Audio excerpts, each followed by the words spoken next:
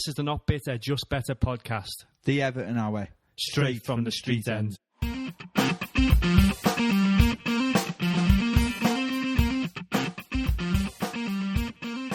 Howdy Blues, welcome to the Not Bitter, Just Better Everton podcast. Mr. Johnny 7 here as always, and recording this on Thursday, 3rd of April. And where is this year going? It's flying. I'm flying towards my birthday next week. No one to look forward to. Although off work for 2 weeks, so that is something to look forward to. Anyway, waffling already. I haven't even started properly yet. Today's episode is going to be looking back at last night's Merseyside derby against that shower of, and latest news around the club, and then a look ahead to the upcoming game against Arsenal on Saturday. So, starting off, as I mentioned there, over at that hovel, the away derby, which was scheduled for early on in the year, wasn't it? And so it had to be rearranged. Was it that one? Or was this always meant to take place here? I can't remember now, actually. Anyway, 53,287 in attendance with referee Samuel Barrett. I mentioned on the last podcast there was a doubt over Mykolenko, whether he was going to make it due to picking up a knock on international duty, and fortunately he did for the Blues. So at the starting 11, Jordan Pickford, Jake O'Brien, Tarkowski, Branthwaite, and then Mykolenko at left back, and then midfield of Garner and Garner, and then attacking midfield, holding midfield of Garner and Garner, attacking midfield, Harrison, Decore and Alcaraz, and up front obviously Beto on his Todd. So opting to play Alcaraz and Decore in the same side, which meant one of them would have to play out wide, and that ended up being Alcaraz, who featured on the right, on the left, with Harrison on the right. And unfortunately, I'll say. For that shower, Kelleher in goal, Jones, Kanate, Van Dijk, Robertson, Gravenberch, Mac Allister, Szoboszlai, Salah, Jota, Diaz. And I don't know what it was yesterday. It was a strange one. I mentioned about potentially going, and then even up until the day, just saying, shall we go? Shall we go? So Paul Segura, shall we go? Do you fancy it? Do you fancy it? And I'm like, no, I really don't. And then it's one of those, if you win there, great. We'll be watching in the bar anyway, surrounded by Blues. So if we won there, great. You know, if we lose there, then it's just miserable. And what I will say is, a fellow in work today said he went last night, and I've just heard, I've heard other people talking about it as well. Did the treatment of Evertonians at before those games there is just horrendous. And so the lads in work, he said they were cordoned off, and then they had to go fully round one system, and then they were cordoned off again. And I can't get my head around. I can't remember going. I've probably not been for 5-6 years, maybe longer now, and that was happening then. I don't know why they do that. It really rubs fans up the wrong way. Do you do that for all clubs? Everton stewards do not treat away fans like that. Do they just employ Reds and antagonise? I can't get my head around it at all. Our club like that can is it just a little bit of one-upmanship before the game even starts? Yeah, I can't. As I say, my own experience wasn't great a few years back, and it's just being reinforced by colleague in work, and then other people mentioned similar kind of stuff. Just treatment the stewards and the policing around there at the start of the events. No need for it. Yeah. Anyway, so I ended up watching it in the bar with a room full of other fellow Blues, and good little atmosphere. But so it was one of those games. Loads of people have said similar kind of thing because there was no pressure. They didn't feel any nerves over it, and a lot of people dread the derby coming up. I didn't feel like I was, but then one of the lads in the pub was like, "What's up with you? You're just pacing all over the show." And it's like, I don't know. He's like, "The nerves getting to you." I was like, maybe they are actually. So a couple of Guinnesses, and I was all right after that. But yeah, some key moments. Early goal disallowed from Beto, who was shown to be, well, from first viewing, he looked to be offside. Then, on closer viewing, the angle that the Liverpool defender was leaning, so Beto, his foot was looked offside, but then the angle that the Reds was leaning, it looked like his head might have been in line. But they had a quick review on VAR, and then ultimately just agreed with the decision with the disallowed goal, and didn't show the lines, which frustrates me. Do you know what? Stuff like, we can be conspiracy theorists or whatever, but an easy solution there: draw the lines, show the lines all the time, or don't. Don't pick and choose when, because then it leaves that doubt there. And as I said, it looked like it was clearly offside when through first playthrough, but then when they started like slowing it down, freeze framing it, the element of doubt was there, and he still looked offside. But it could have been, if you drew the lines on there, then there is no doubt there. So just do it. So, and it was a good move by Beto. Decent enough ball forward through to him. And I don't think he had the best first touch, but he just kind of barged his way through, like he did a lot of the time last night. Their defenders just didn't know how to cope with him. Bizarre one. But it was a strange one because he seemed to be off balance. He was quite wide, and the goalkeeper was coming out, and he knocked it round him from close range, and he did really well with it. But there was centimetre or two that he was offside. Obviously, meant the goal was disallowed. Frustrating. But it probably was offside. So yeah, what can you do about it? What you can do about it is just show the lines if he's offside, or don't, and have that as that's your setting. Um, but when they were doing the freeze frames, you start to be like, come on, come on. Then a little bit later on, still the first half, Tarkovsky got a yellow card for a high tackle on Alexis Mac Alistair, and it was an old fashioned one, and I've seen a lot of people saying that there's no argument there. Um, and big dunk last night. I was surprised at that, but then looking back at it, I think that he's quite careful the way in the language he used. And a lot of people, there's a caveat when they were saying it's a straight red, and straight red in today's game. It's a straight red in today's game. Does that mean it's a straight red in black and white to do with the rules? So I had a minute in work on my break today, so there was no other footy fans arrived. So what do? I go to good old Chat GPT and had a lovely conversation, striking up. It's just what was the actual offence that they were calling for? They did the VAR check, didn't ultimately go to the screen, but. It has called for a lot of a lot of Blues and Reds and pundits alike have said that it was a scandalous challenge and it was a leg breaker and all that kind of stuff. And yeah, I agree. In the standards of today's game, it probably should have been a red. But then, what is the actual offence? So, uh, James Tarkovsky was booked last night, but what was the actual infringement? That's me. During the Merseyside derby on April 12th, 2025, Everton defender James we know all this bit, studs up challenge on Alexis Mac Alistair in the 11th minute. Tarkovsky initially won the ball, with his follow through made significant contact with Mac Alistair's, I'm going to call him that all the time because it's annoying, calf, leading many to deem the tackle dangerous. Referee issued a yellow card, and the VAR upheld this decision, not recommending an on-field review.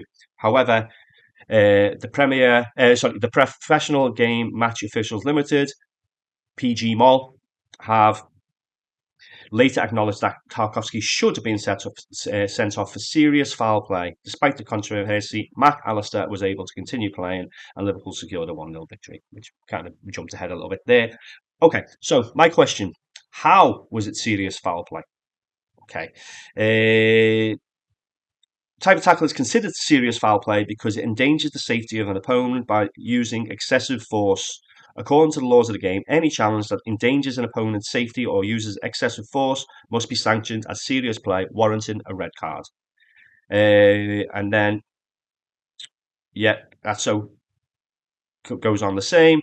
Second, and I'm just kind of I'm splitting hairs here a little bit because it probably should have been a red card based on the and so I'm not defending that as such. I'm just interested to see what the actual offence was. So my prompt again. That's difficult to understand. His path didn't change after contact with the ball. If he raised or lifted higher after, then I could understand more. But he played the ball and the follow through followed a natural path. And thanks for this, ChatGPT. Yeah, you've made a fair point, and a lot of fans and pundits have said the same. The crux of the debate comes down to how referees and VAR interpret excessive force. Tarkowski did clearly win the ball first, and his leg followed a seemingly natural motion. He didn't lunge, jump, or noticeably raise his studs higher after making contact. From a footballing perspective, it looked like a committed challenge, but not reckless or malicious. The issue seems to lie in how high his studs were and where they landed, straight in to the shin and calf. Even if the motion was natural, the studs up contact in that area is often enough in today's game to be classed as serious foul play, especially when the player's safety is at risk. That's the grey area, intent versus outcome. He wasn't trying to hurt anyone, although his face did look pretty grim, and all these slow down and freeze frames, he looks like he was trying to. I think in the past, those types of challenges, defenders, I'm sure they called it something like a freebie. The ball's there, and you know you can take it all out. So, like in the 80s and even in the 90s, of former players and pundits call it that, a freebie, because you know you can get away with it essentially. Um, so I agree that from a footballing standpoint, it didn't look like a deliberate or exaggerated foul, but under the stricter interpretations in modern refereeing, they've leaned towards safety first, even if that sometimes feels a bit harsh. Okay, this time he didn't. Okay, so just carrying on. Is it because of the modern perception of the game, or because they think it was reckless? And the answer there is both. Leaning heavily towards the first reading, modern perception of the game. A lot of ex-pros, especially those who played in more physical eras, know exactly what the kind of challenge is. A full-blooded, honest attempt to win the ball.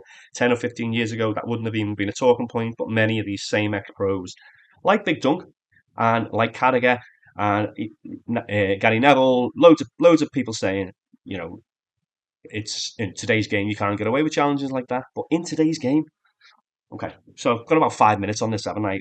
And still, it should have been a sending off. But I'm just interested. It's interesting how all again all the rewriting of history. I remember Gerard's stamp on Gary Naismith's basically his balls, and still hearing his shriek in agony to this day. Remember the challenge Dirk Kuyt on Phil Neville, which is about hip height. Let's not start saying all that kind of stuff. It was a bit of a naughty challenge. Yeah, potential leg breaker. He got the ball first. The path didn't change, but he knew what he was doing in getting the ball there. He probably hasn't intended to land where he did, but anyway, yeah. So he stays on, lucky to do so in today's game, and there's been a lot of debate about it since, and I wouldn't be surprised if he's banned in retrospect now, but I don't think they can because he was booked. Yeah, but since when has something like the rules and the laws of the game been been followed with Everton. Then shortly after, Beto had a clear one-on-one chance but failed to convert, hitting the post, inside of the post, and agonisingly back out. Uh, did well to get cleared again, and just looked like a really good tidy finish. Like he did a few, like he was on when he was on the run of scoring in 5 games a few games ago. But unfortunately, as I say, inside of the post, and we were left to rue that opportunity, unfortunately. But you're talking each time, with a disallowed goal, you're talking centimetres there offside, and then centimetres when he's at the inside of the post, coming out rather than going in. So I've seen him be criticised a lot since. I don't know. I thought he was all right. He was a hand. He really was a handful for them, and a lot of the time he was pretty much on his own. And I don't think that's his game at all. So yeah. So we go into the break, 0-0, and then shortly after, unfortunately, Diego Jota broke the deadlock with a composed finish after zigzagging his way in.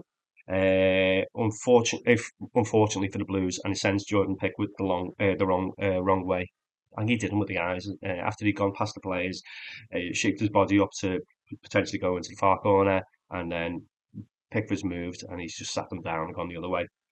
Wasn't a great finish, to be honest, because it was just down the middle of the goal, so that's disappointing. But the way he evaded a couple of challenges was disappointing. Also disappointing was the fact that Luis Diaz was clearly offside in the build up to this.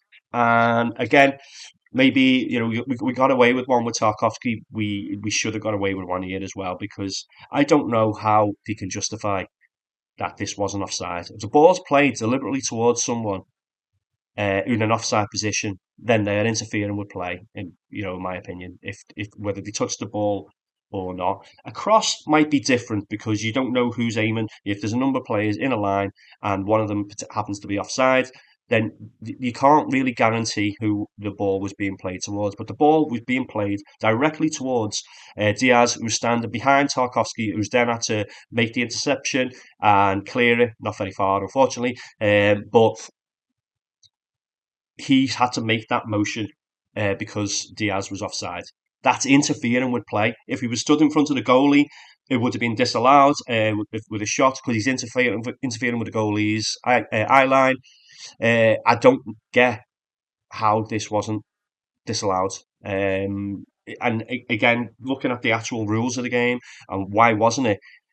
It's all about a player not being directly involved in the play. The ball was played to him and intercepted. How can that not be?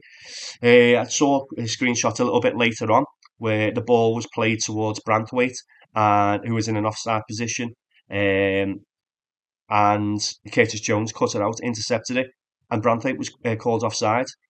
That didn't lead to a goal, but again, you just want consistency. If that's what you're going to play, and the ball, if that's going to be the rule now, then that's the rule now. But then, how can you say he's not directly influencing play when the ball's played to him and Tarkovsky has had to make that movement?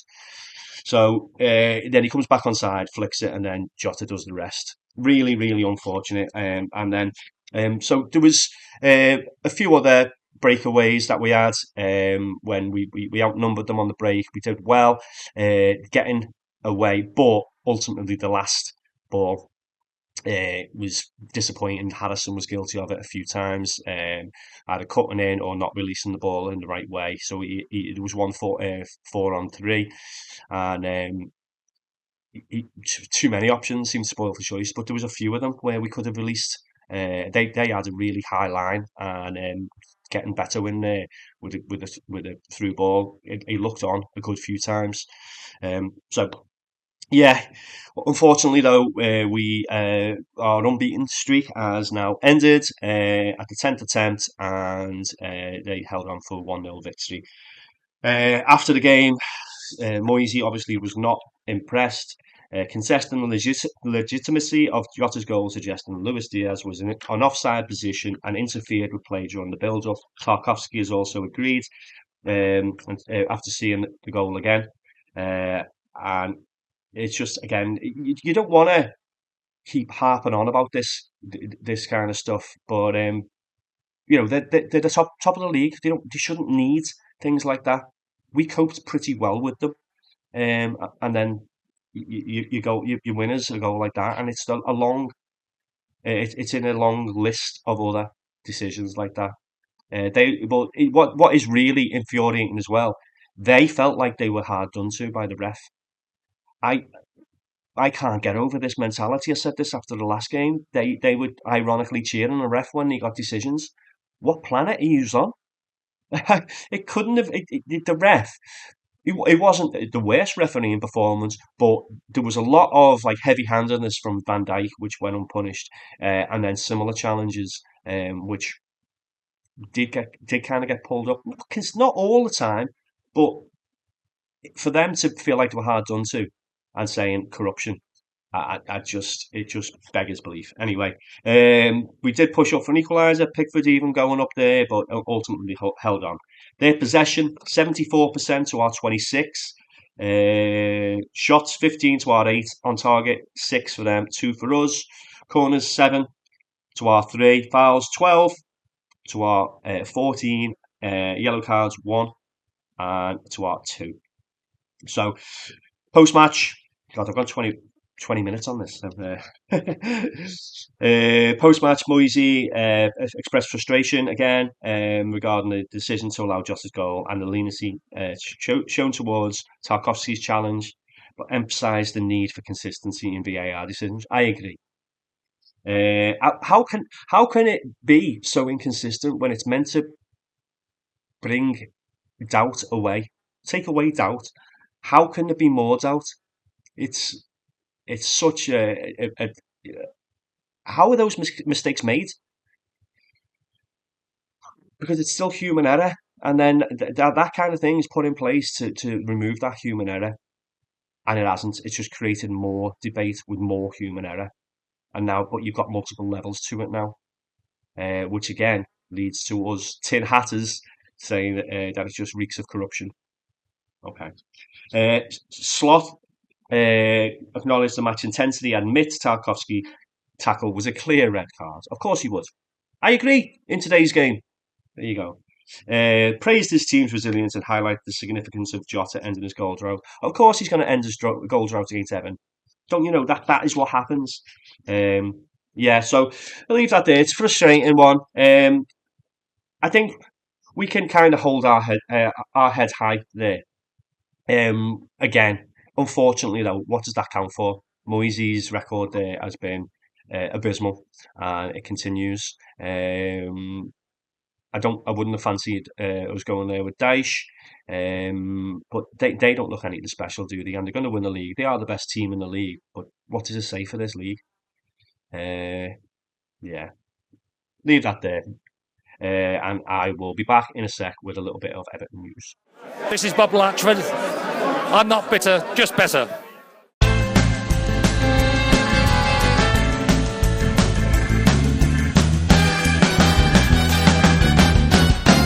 News. Okay, so there's not that much news today. I spoke a little bit about the 7th consecutive year of financial losses for the Blues. 53 million for the 23-24 season, which was down from 89 million. So that's a step in the right direction, but still obviously a concern. And we need to start turning a profit, don't we? And hopefully, with the with the new stadium, that'll be a big chunk towards that. Obviously, the wage bill is going to be reduced with the all the players out of contract, but they're going to have to be replaced, aren't they? So that's going to involve transfer fees, and if they're going to be substantial, significant signings, you're going to be imagining that they're going to be matching the wages of the players going out. So, yeah, it's going to be a tricky one to get back up there and start getting a profit. So, well, we could just do what Chelsea have done. So, the talk this week was the African group are really looking into Goodison as the new home ground for the women's team. Could that be a ploy, giving them extra value so the club can sell the women's team to themselves or a subsidiary group within the team within the club? and therefore claim it as a profit, like Chelsea have done.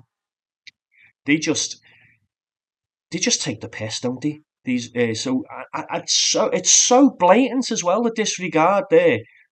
So Chelsea a season or two ago, what did they do? They sold a hotel, and Man United consistently flaunting the rules. City, of course, those 115 charges. It's like hello, and then Everton and Forest get done. Uh, so maybe in that could be a very clever move by the Freakin' Group. Doubt it, but do you know what though? If it helps keep the Goodison functioning, obviously it's going to have to be operated in a different way. Probably because there's not going to be any seats left for the start after the end game, after the last game of the season. But I can't imagine they're going to open all four sides of the ground.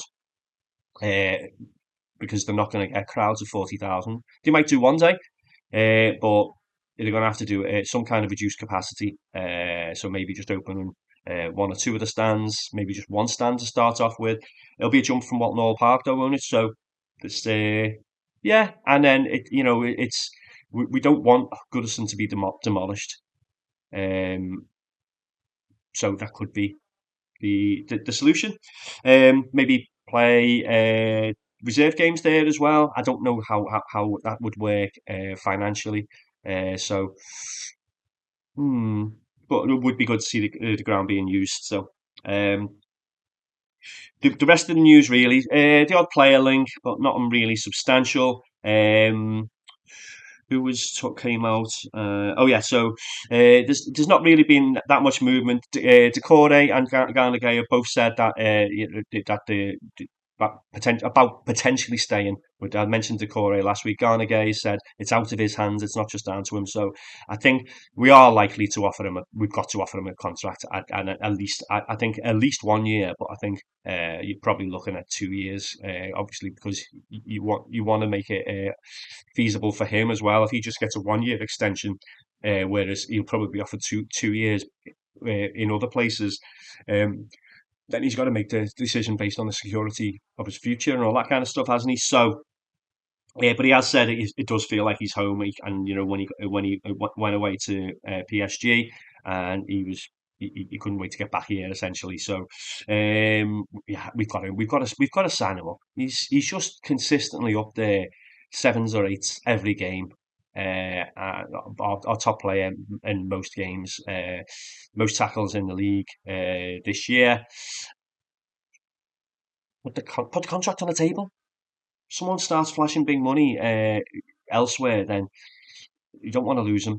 We've got too many others going out who are already first team first team or first team squad. Losing him would be a big mistake.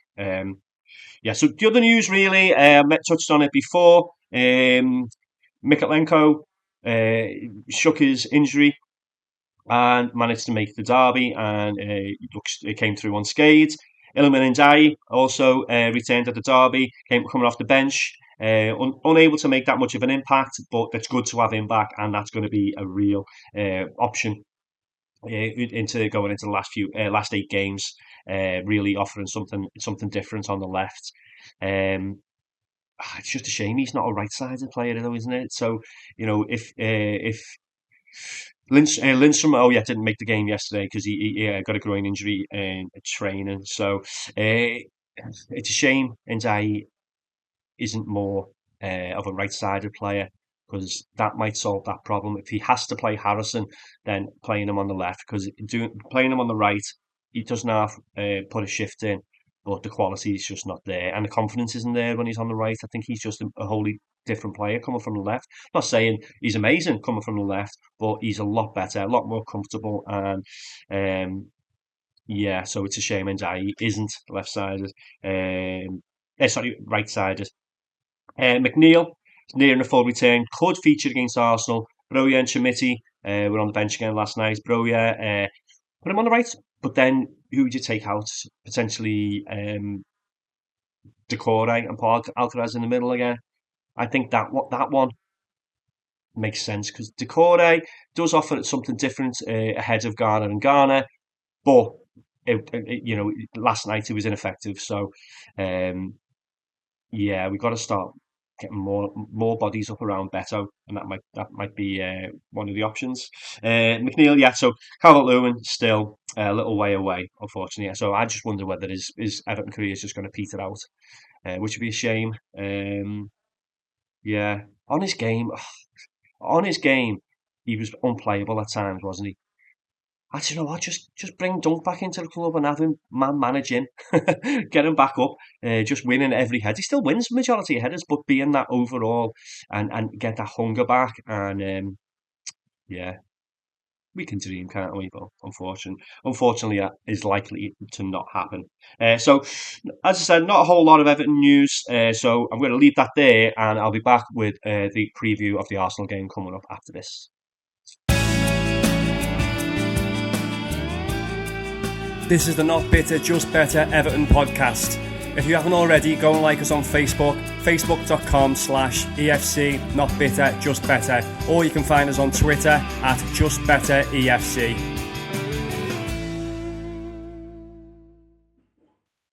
Okay, there you are, our socials. So go like, follow, etc. Share. Do share us. Yeah, go on, give us a share. Actually, commenting as well. That works. Comment and share and get our interactions up there.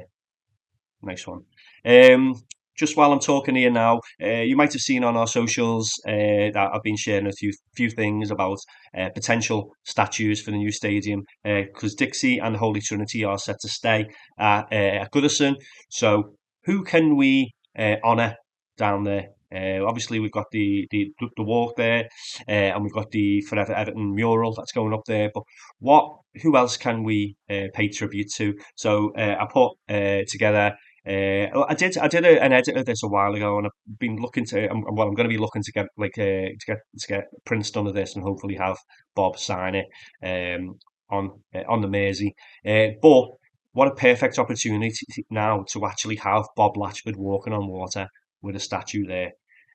Come on, it's no brainer, Blues. So you'll see that image here or full screen. I don't know. I'll show it now. And then I also put that out on the socials, and people said, well, who to do next? And a lot of people said Howard Kendall, obvious one. It's already on there on the Holy Trinity. Someone did comment say that he's already being honoured down there, but I've not seen it. Have I just missed that news? I might just have my head in the sand that day, or what? But I've been putting together one for him.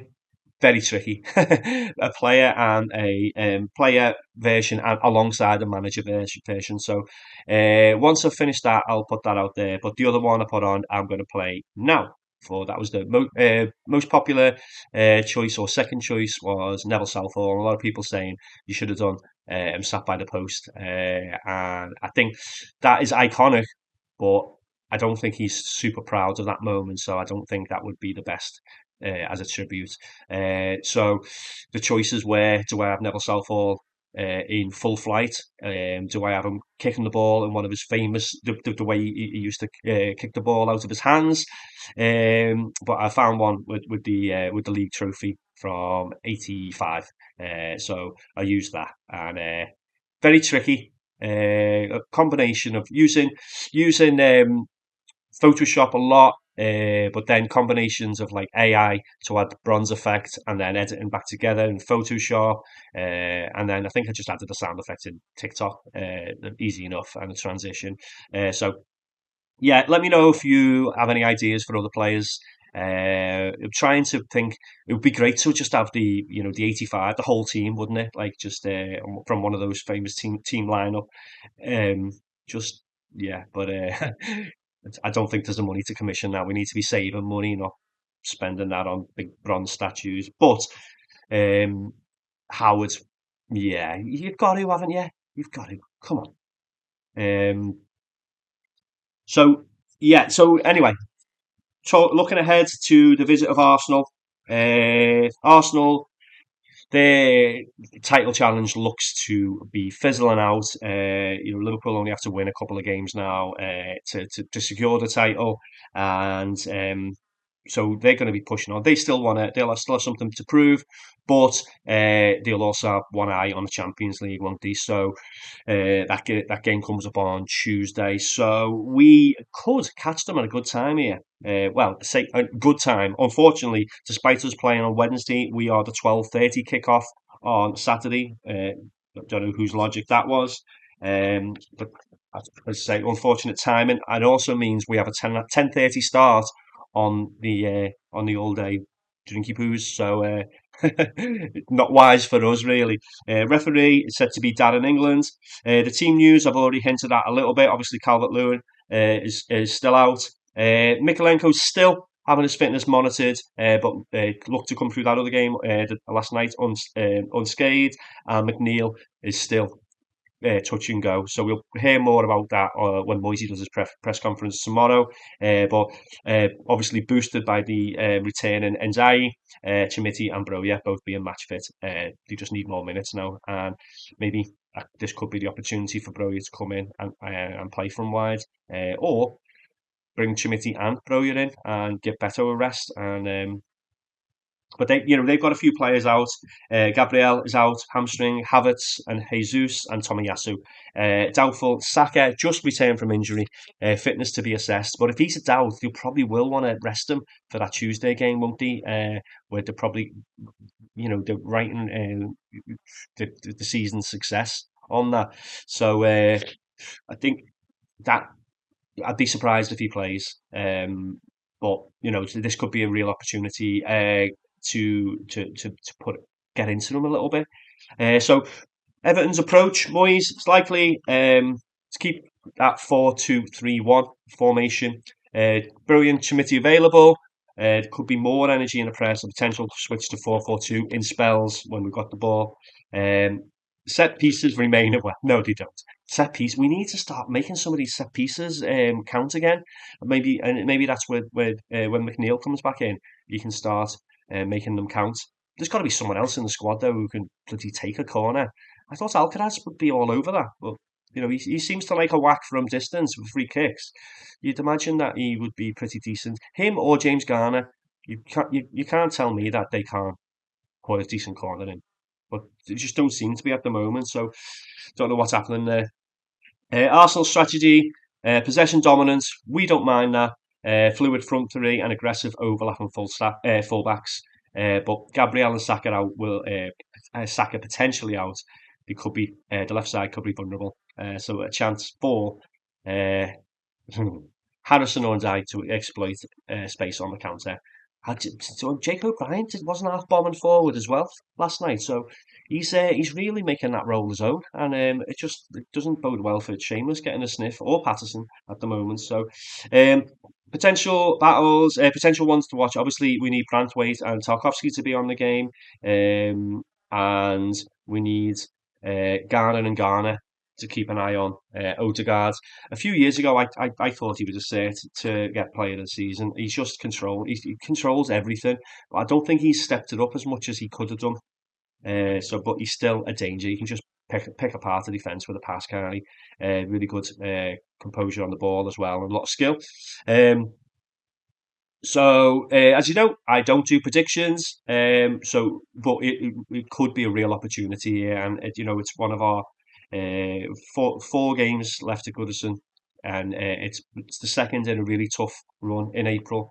So hopefully we can exploit them having one eye on that Champions League game and come away with a victory. We kind of, if we lose two back to back or we draw again. I mean, draw again against Arsenal wouldn't be a disaster, but the story this starts to change a little bit, doesn't it? Losing two back to back on the back of the number of draws in a row, still way better than what Dyche was doing, but it's starting to put us a little bit down. That we want to get as many points on the board. Ipswich winning last night, not overly concerning yet, but another loss and another victory for them. We might have one eye over our shoulder again, and we want to be really looking the other way. So this is an opportunity to start doing that. So yeah, I'm going to leave that there. I'll be back on Monday and hopefully be talking about an Everton victory and hopefully a good day is had by all. Town's going to be mental, isn't it? Because it's Ladies' Day tomorrow for the national. Also work night out tomorrow, so I might just have to end up carrying on Saturday morning. But that's never a good idea. But sometimes it's a must. So at least there's a little while to recover. So yeah. Thanks for listening as always, Blues. And I'll catch you Monday. And as I say, hopefully talking about a victory. Come on, you Blues.